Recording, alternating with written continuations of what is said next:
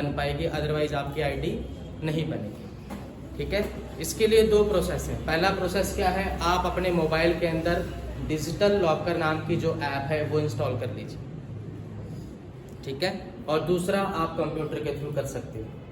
भाई अगर कंप्यूटर के थ्रू करोगे थोड़ा सा इजी हो जाएगा, क्योंकि हर चीज़ सामने दिखाई देगी और बड़े पिक्सल्स में दिखाई देगी और क्लिक करना, मेंटेन करना इजी रहेगा।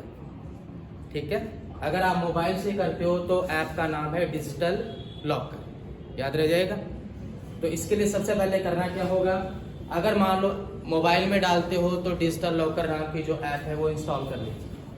डाउनलोड करोगे, डाउनलोड करने के बाद वो होगा क्या, इंस्टॉल हो जाएगा। अगर आप कंप्यूटर पे करना चाहते हो तो हमें पता है कि हमें इंटरनेट चलाने के लिए सबसे पहले क्या चाहिए, ब्राउज़र। तो मैंने जैसे गूगल क्रोम खोल रखा है, आप गूगल क्रोम ओपन कीजिए और उसके अंदर जो वेबसाइट का एड्रेस है वो लिखा हुआ है डिजिटल लॉकर। ठीक है, पूरा जो URL लिखा है उसका नाम है digitalllocker.gov.in और ऑब्लिक लॉगिन लिखा हुआ है, याद रह जाएगा। digitalllocker.gov.in ये आपने लिखना है अपने एड्रेस बार के ऊपर।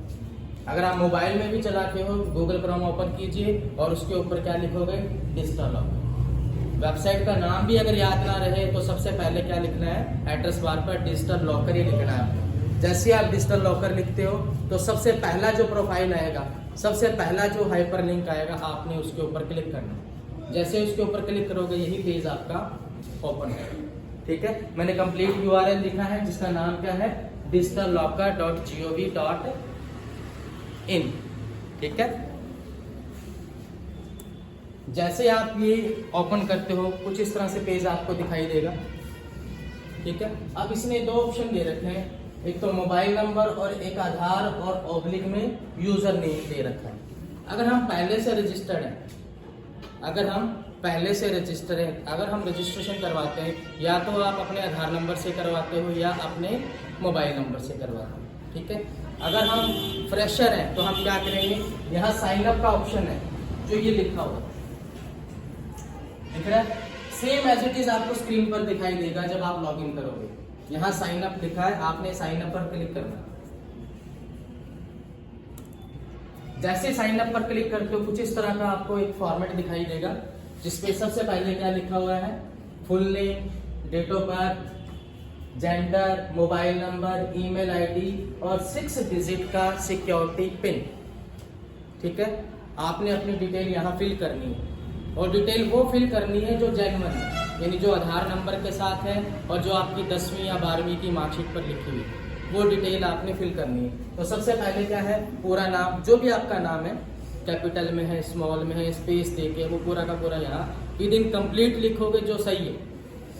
ठीक है, लिखने के बाद यहाँ डेट ऑफ बर्थ फिल करोगे, जैसे डेट, फिर मंथ और फिर ईयर।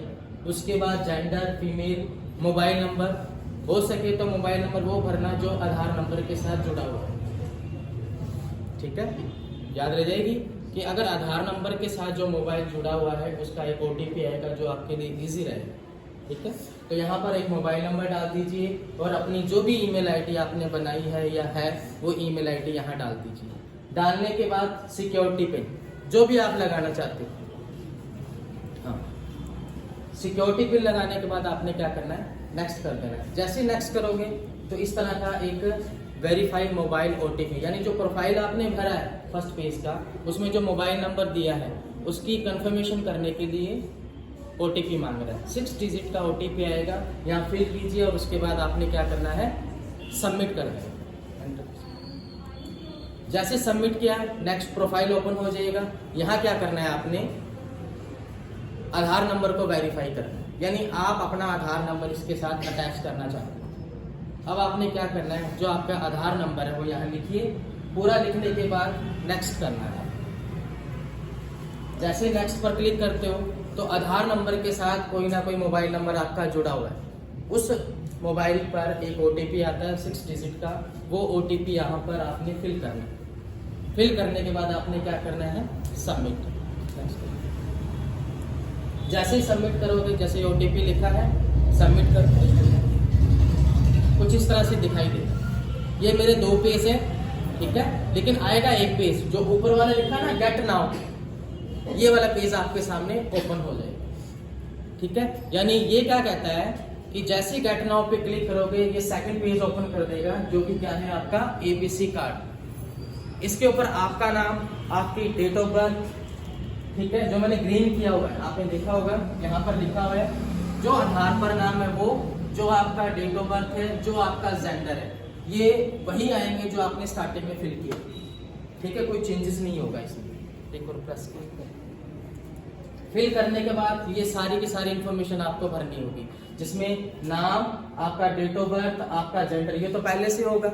उसके बाद एडमिशन ईयर, जैसे अगर कोई फर्स्ट ईयर में है तो आपका नया एडमिशन है तो आप यहाँ क्या करोगे 2023 डालोगे।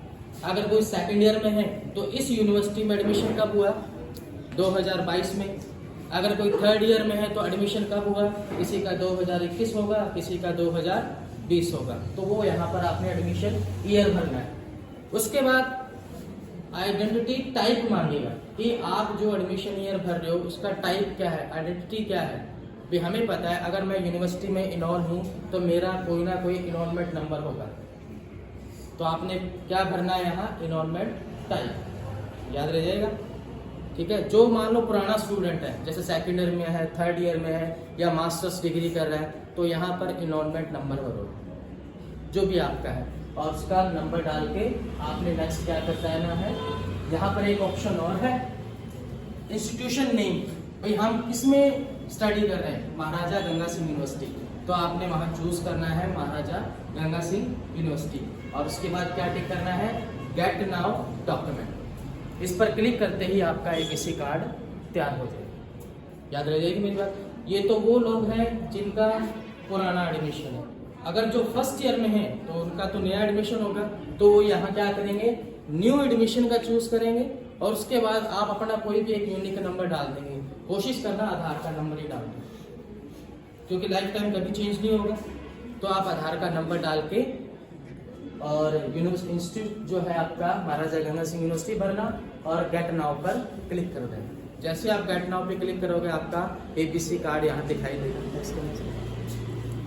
कुछ इस तरह से दिखाई देगा, जहाँ पर आपका पूरा डिटेल होगा, आपका नाम, आपका डेट ऑफ बर्थ, आपका जेंडर, आपका एबीसी आईडी का नंबर होगा, जो तकरीबन 12 डिजिट का होगा, ठीक है। इसकी फोटोकॉपी या जैसे आधार कार्ड अपन निकलवाते हैं वैसा छोटा सा कोई प्रिंट आउट निकाल के आप अपने पास कार्ड के रूप में रख सकते हो, ताकि इन फ्यूचर आपको प्रॉब्लम ना हो। नेक्स्ट करना से टिक, जैसे टिक करोगे नेक्स्ट ऑप्शन होगा हमारा यूनिवर्सिटी प्रोफाइल को फिल करना, ठीक है। यूनिवर्सिटी प्रोफाइल को फिल करने के लिए यूनिवर्सिटी की जो मेन साइट है univindia.net, उस पर आप क्लिक करोगे। जैसे ही क्लिक करोगे तो एक साइड ऑप्शन बना हुआ है फॉर्म फिल करने का, वहां आप क्लिक कीजिए, कुछ इस तरह से आपको दिखाई देगा। यहाँ पर हम फर्स्ट टाइम यूजर हैं तो हम किस पे क्लिक करेंगे न्यू यूजर, ठीक है, यहाँ क्लिक कीजिएगा। नेक्स्ट करो, कुछ इस तरह से आपको दिखाई देगा।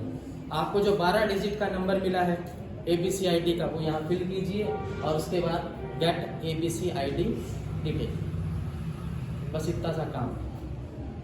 समझ में आया?